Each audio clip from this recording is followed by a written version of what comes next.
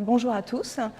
Moi, je suis Alexandra, je suis ingénieure commerciale pour la société GAC et je suis experte en fiscalité locale et énergétique pour les entreprises. Hop, là. Donc, je vous passe un petit peu le sommaire, mais voilà, on aura l'occasion d'échanger sur les différents financements et on fera vraiment un focus sur les certificats d'économie d'énergie. Et on parlera des avantages fiscaux, principalement pour les bailleurs sociaux. Il y en a quelques-uns dans la salle, parce qu'il n'y en a pas beaucoup quand on fait de la rénovation. Donc pour ceux qui ne connaissent pas GAC Group, c'est un cabinet de conseil international qui compte 250 salariés aujourd'hui. On travaille aussi à l'international, principalement au Brésil, en Roumanie, en Allemagne, on est les plus développés. Et à travers nos 8 bureaux en France, on accompagne les territoires et nos clients sur le développement de leur croissance, leur compétitivité et de leur performance à travers 3 expertises. Donc, je ne vais pas trop rentrer dans les sujets parce que sinon ça pourrait durer assez longtemps. Donc, on travaille sur le management de l'innovation. Donc, on va vraiment de l'idéologie d'un projet, on accompagne nos clients jusqu'au financement. Mes 2 collègues sont là pour vous en parler un peu plus. Moi, je fais partie de la performance fiscale et énergétique. Donc, on travaille sur la performance financière, principalement de l'optimisation de la fiscalité locale et de l'énergie, mais aussi sur tout ce qui est amélioration de la performance énergétique. Donc, on peut aller sur les mises en conformité, sur tout ce qui est aussi stratégie, on va dire, de décarbonisation, des marchés RSE et les financements adéquats. Et pour finir, on a la performance RH. Donc là, on intervient principalement sur la performance économique sociale en matière d'optimisation de charges essentiellement, mais aussi en termes de performance sociale, donc plutôt des accompagnements sur mesure. Donc pour reprendre un petit peu le contexte des financements publics liés à la transition écologique, il faut savoir que c'est la philosophie de ces aides publiques, c'est un enjeu clé pour la France de 2030, mais aussi au-delà, voire 2050, parce qu'on est quand même dans une stratégie bas carbone, voire de neutralité carbone pour 2050. Donc les différents mécanismes d'aide aujourd'hui sont là pour développer l'économie en France, créer de l'emploi, mais aussi d'orienter les stratégies, on va dire, privées vers les politiques publiques. Donc ça permet aussi d'accélérer la transition énergétique et écologique. Donc il y a différents acteurs qui travaillent en lien avec la transition écologique. Nous avons l'ADEME, la BPI France, Banque des Territoires, l'ADREAL. Et on vous a mis quelques budgets aujourd'hui conséquents qui sont alloués quand même à la décarbonisation en France. Donc France 2030, qui est assez connue par la CD2E, avec 54 milliards d'euros, dont 50% qui sont alloués à la décarbonation de l'économie. Après, vous avez le fonds vert également, avec 2,5 milliards, le fonds chaleur, 12 milliards, et les C2E qui représentent 5 milliards d'euros par an. Donc pour reprendre un petit peu, aujourd'hui la France incite bien sûr tous les acteurs, que ce soit entreprises, les collectivités locales, de travailler sur leur transition, on va dire, énergétique ou écologique. Donc ils vont inciter forcément avec des aides pour la mise en œuvre. Et aujourd'hui, il y a plusieurs mécanismes d'aide possibles en termes de financement. Nous avons les crédits d'impôt. Donc on retrouve principalement tout ce qui est crédit impôt recherche, crédit impôt innovation. Tout ce qui est subvention et avance récupérable, on est surtout sur des appels à projets, par exemple, que ce soit au niveau régional, national, voire européen. Et on a aussi tout ce qui est prêt et prêt bonifié mis en place par la BPI ou aussi vos banques, vos financeurs, les commandes publiques, les levées de fonds et bien sûr les primes C2E. Donc on va parler un petit peu plus en détail des certificats d'économie d'énergie. Donc il faut savoir que c'est un dispositif qui a été mis en place en 2005 par la loi POP, qui est la loi sur fixant les orientations politiques énergétiques en France. Il faut savoir que cette loi a été mise en place par rapport aussi à des directives européennes, mais c'est un dispositif très français. Et c'est un dispositif qui a 2 principaux objectifs pour lutter contre le réchauffement climatique, donc la décarbonisation de l'énergie consommée, donc ça veut dire mieux consommer, et maîtriser aussi la demande d'énergie, ça veut dire consommer plus vert. Donc on parlera plutôt d'énergie renouvelable.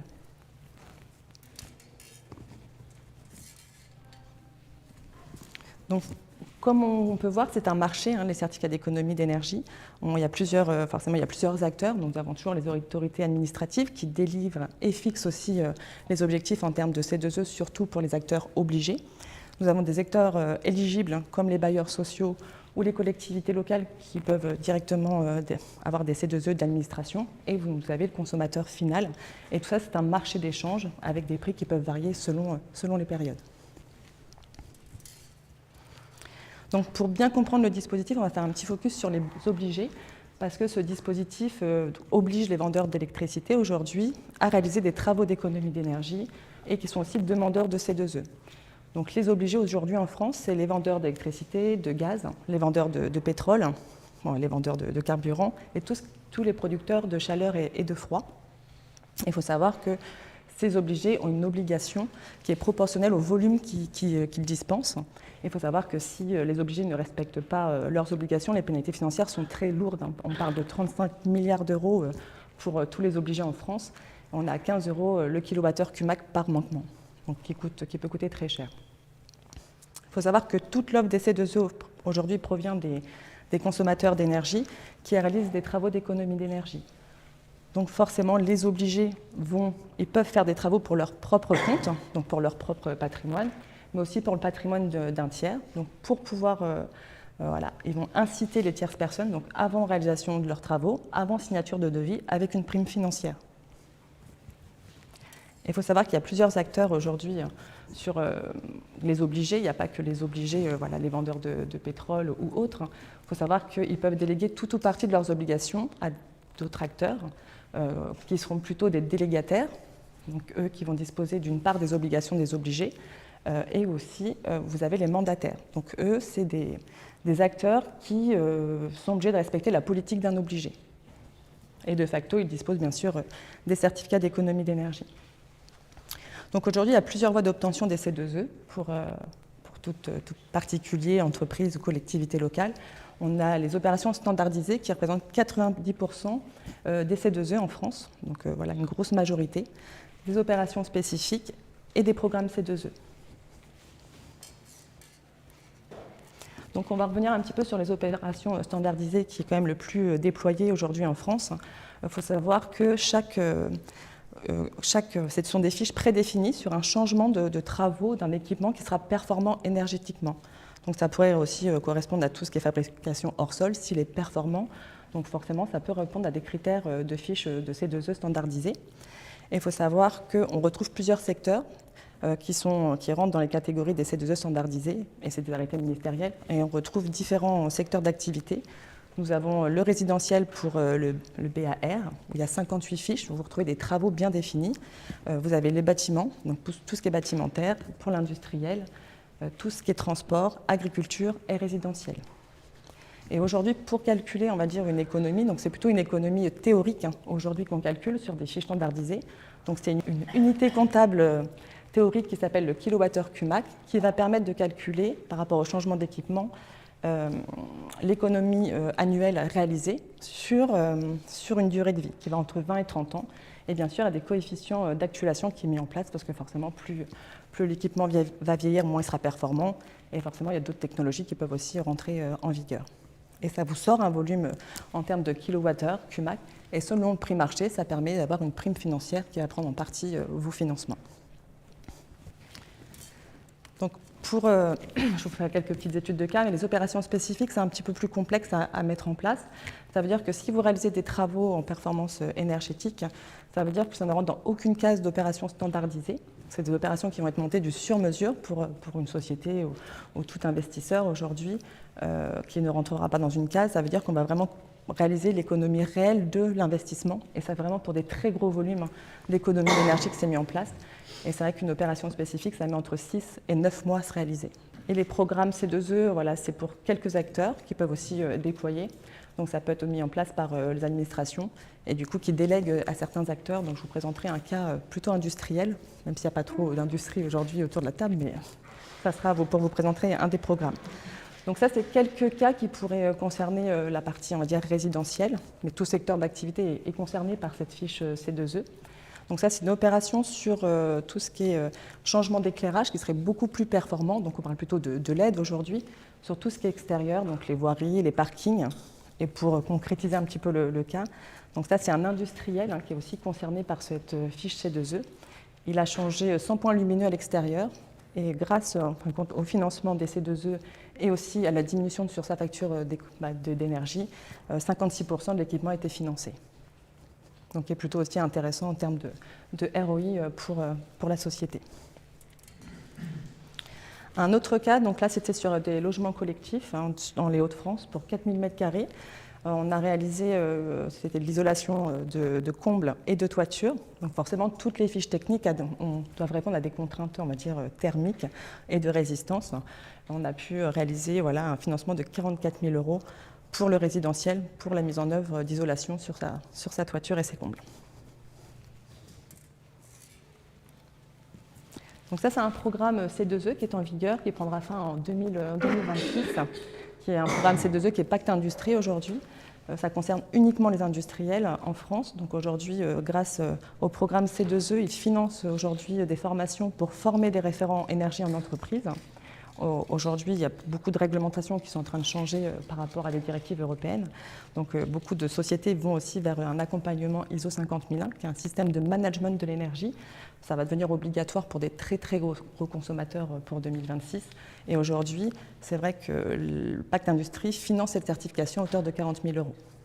Et bien sûr, il y a d'autres systèmes de financement et d'accompagnement, plutôt du sur-mesure, sur tout ce qui est stratégie bas carbone pour les industriels ou de la mix énergétique, voilà, qui est financé entre 60 et 80% selon le profil de l'entreprise, parce qu'aujourd'hui, plus on est gros, plus le pourcentage est bas en termes de prise en charge. Donc ça, c'est un petit exemple pour vous faire voir, voilà, parce que mon cœur de cible, c'est quand même les industries, mais on ne travaille pas qu'avec les industriels. Mais aujourd'hui, pour un industriel, voilà, la décarbonisation, c'est quand même un sujet aussi au cœur de leur actualité et de la vie d'entreprise. Donc aujourd'hui, vous pouvez voir sur un bâtiment, tous travaux, que ce soit de l'isolation, de points singuliers, de combles, de toitures, de changement de pompes à air, de ventilation ou des compresseurs à vitesse, tous ces travaux sont éligibles à des certificats d'économie d'énergie. Donc c'est vrai qu'il faut quand même anticiper, bien sûr, pour bénéficier des certificats d'économie d'énergie. Anticiper, il ne faut pas avoir signé de devis, pas commencer les travaux, et il faut avoir un acte d'incitation avant de signer vos devis. C'est un peu différent pour les collectivités locales ou les bailleurs sociaux, parce que vous n'avez pas les mêmes obligations sur la partie C2E. Donc vous pouvez bien sûr avoir des C2E bien sûr après travaux. Puis je vais juste faire un petit focus sur les avantages fiscaux, surtout pour les bailleurs sociaux. Il y en a quelques-uns ici. Pour remettre dans le contexte, aujourd'hui, la taxe foncière sur les propriétés bâties en 2022, ça représentait 2,5 milliards d'euros. Voilà, c'est ce qui coûte aux bailleurs sociaux aujourd'hui. Donc ça représente quand même plus de 10% des loyers en France. Et c'est quand même le 3e poste de charge pour les bailleurs sociaux, la fiscalité locale. Et aujourd'hui, il existe plusieurs mécanismes qui permettent aussi d'alléger la fiscalité locale pour les bailleurs sociaux. Et forcément, j'ai fait un petit focus avec plusieurs mécanismes. Mais tout ce qui est dispositif aussi, aujourd'hui, les bailleurs sociaux travaillent beaucoup sur la rénovation de leur parc en termes énergétiques. Forcément, ces travaux, mais aussi tout ce qui est accessibilité aux personnes à mobilité réduite, tous ces travaux peuvent être imputés de la cotisation sur des travaux engagés en N-1 sur la cotisation N. Donc c'est un avantage quand même assez intéressant en termes de réduction de la charge fiscale. Après, d'autres mécanismes peuvent être mis en place sur beaucoup de logements aujourd'hui sont localisés, on va dire, en quartier prioritaire de la ville, et vous pouvez avoir des abattements de 30% du revenu cadastral selon la localisation de votre parc. Et bien sûr, après, il y a les logements vacants, mais il y a plein de mécanismes aujourd'hui en fiscalité qui se superposent. Donc aujourd'hui, nous, on accompagne aussi les collectivités locales à vérifier si tout est bien appliqué, si leur fiscalité est bien optimisée par rapport à ces différents mécanismes. Et puis, pour reprendre un petit peu les financements, aujourd'hui, voilà, on travaille ces sujets-là sur plusieurs BU au sein de GAC, que ce soit sur la partie, on va dire, énergie, mais aussi innovation, pour bien réussir sa stratégie de décarbonisation ou de réduction énergétique. Il faut quand même avoir une stratégie très claire. Voilà, on ne va pas chercher des financements pour des financements. Il faut que les financements répondent à une stratégie. Comme tous les financements aujourd'hui s'anticipent parce que ça peut être des appels à projets, donc forcément il y a des dépôts de dossiers, on ne donne pas non plus voilà, les aides comme ça, il faut que ça réponde à un critère bien défini.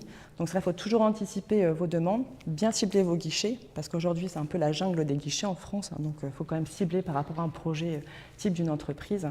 Et bien sûr, un point essentiel, les acteurs publics cofinancent vos projets, donc ils prennent quand même une part de risque avec la structure. Donc aujourd'hui, il faut quand même avoir des fonds propres positifs, parce que pour 1 euro prêté, il faut avoir 1 euro de fonds propres. Et puis voilà, pour maximiser aussi les chances de succès, parce que les dossiers sont un peu plus durs à être gagnés aujourd'hui, il faut quand même être accompagné d'experts qui connaissent bien aussi les rouages des appels à projets et de toutes les aides en France.